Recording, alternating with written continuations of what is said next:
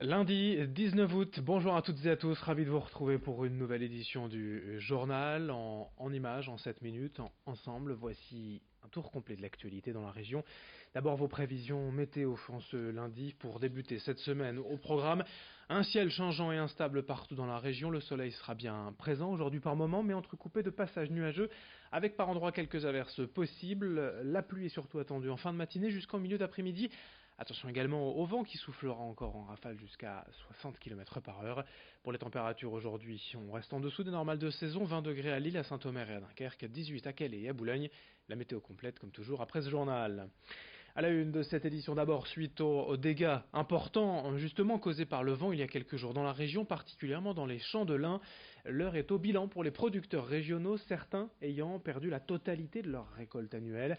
Traditionnellement, le lin dans la région est coupé fin juin début juillet et la récolte intervient mi-août. Durant ce laps de temps, durant ces quelques semaines, les tiges sont posées à même le sol pour les faire sécher, mais à cause des vents violents, les tiges de lin ont été soulevées et entremêlées, formant des ballots et rendant le lin inexploitable.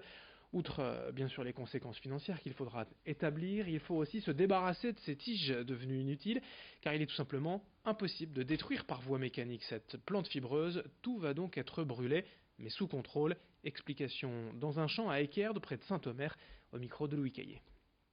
Les lins qui se sont envolés samedi ne sont pas récoltables et on ne peut pas les détruire de façon mécanique parce que comme je vous l'ai dit, le lin c'est fibreux et seul le brûlage peut permettre d'éliminer ce qui ne sera pas récolté, et c'était important pour nous d'obtenir cette dérogation. Sinon on peut rien en faire quoi, et on peut pas le laisser non plus au milieu des champs puisque bien sûr la récolte suivante va devoir être implantée, et c'était pour nous important de pouvoir les éliminer. Autre actualité dans 2 semaines, la rentrée pour les écoliers et pour certains étudiants déjà, et si ce n'est pas encore fait, il est plus que jamais temps de penser à trouver un logement. En effet, la fin du mois d'août est une période compliquée pour la location des petites surfaces, car de nombreuses personnes sont à la recherche de la perle rare. Un studio ou un T1 bien placé et pour pas cher. Près de l'île à Lambersart, l'agence Le Duc Immobilier reçoit actuellement de plus en plus de demandes.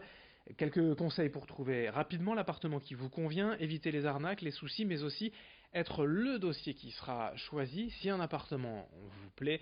Propos recueillis pour nous par Alexis Tessier. Il y a des points de vigilance, effectivement. Le premier, déjà, c'est d'anticiper le budget, puisque le jour J, on vous demandera 1 mois de loyer en dépôt de garantie et également le premier mois de loyer. Donc ça fait 2 mois à sortir, donc ça peut être un frein pour certains étudiants, donc il faut anticiper ce budget-là. Puis ensuite, la première erreur que font en règle générale les étudiants, c'est de vouloir bâcler l'état des lieux d'entrée. Et c'est une erreur parce que si on veut retrouver sa caution à la sortie et éviter les mauvaises surprises, il faut bien faire attention à l'entrée, l'état des sols, l'état des murs, l'état des plafonds, des installations électriques, etc. Donc il ne faut vraiment pas bâcler ça, il faut prendre le temps. Ensuite, il y a un certain nombre de démarches administratives à réaliser. La première, c'est éventuellement les aides au logement. Si on y est éligible, il faut quand même pouvoir prendre le temps, ça peut être intéressant. La deuxième, c'est de souscrire une assurance habitation, puisque ça vous sera demandé le jour J, donc une attestation d'assurance habitation pour couvrir ces risques locatifs. Et puis, évidemment, il faut aussi ouvrir l'ensemble des compteurs, donc par exemple le compteur d'eau, le compteur d'électricité. Dans cette édition, également à Lille, la colère d'habitants du quartier des Bois Blancs. Depuis un mois, des gens du voyage sont installés sur un espace vert et une aire de jeu pour enfants qui venaient tous deux d'être refaits à neuf. Après 3 semaines d'occupation, les gens du voyage avaient levé le camp le 11 août, mais sont revenus 3 jours plus tard. Les habitants se plaignent notamment des nuisances sonores, des détritus retrouvés aux abords du parc et des dégâts causés depuis leur installation. Les habitants ont alerté la mairie et les forces de l'ordre, mais n'auraient reçu que des fins de non-recevoir. Écoutez ainsi le témoignage d'une habitante du quartier au micro de Lucille Berthe-Constant. Les gens du quartier se sentent abandonnés parce que malgré beaucoup d'appels au niveau de la mairie et des services de police, on n'a aucune réponse. Tout le monde semble s'en moquer complètement. Et au-delà de ça, demain, les gens qui souhaitent louer ou vendre leur appartement, on va être clair, hein, c'est no way. Alors on a déjà un quartier qui a mauvaise presse et pas à juste titre, parce qu'on est un quartier bien tenu, calme et tranquille. Aujourd'hui, on a ces nuisances et on se sent abandonné et absolument pas ni écouté par la mairie ni par les services de police. Et à un moment donné, je pense que la loi est la même pour tout le monde et elle est applicable pour tout le monde de la même manière.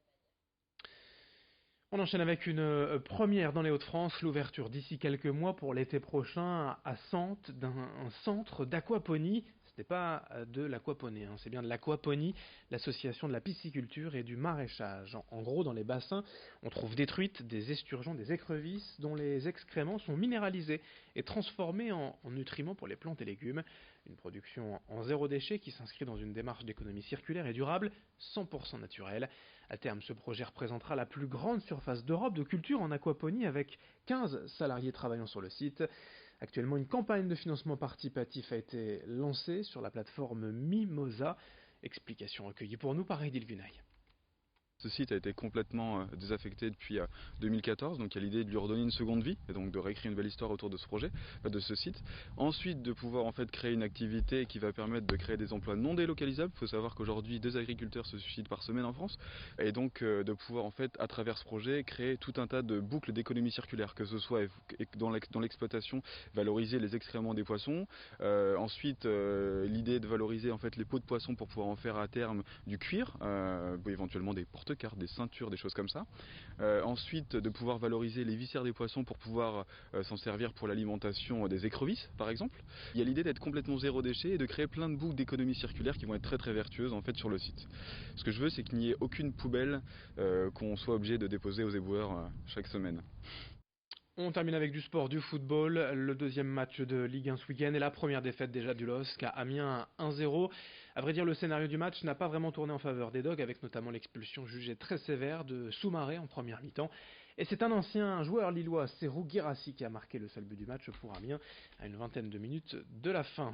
En national, tout va bien pour Dunkerque, 3 victoires en 3 matchs, la dernière ce vendredi à domicile, 2-1 face à Béziers.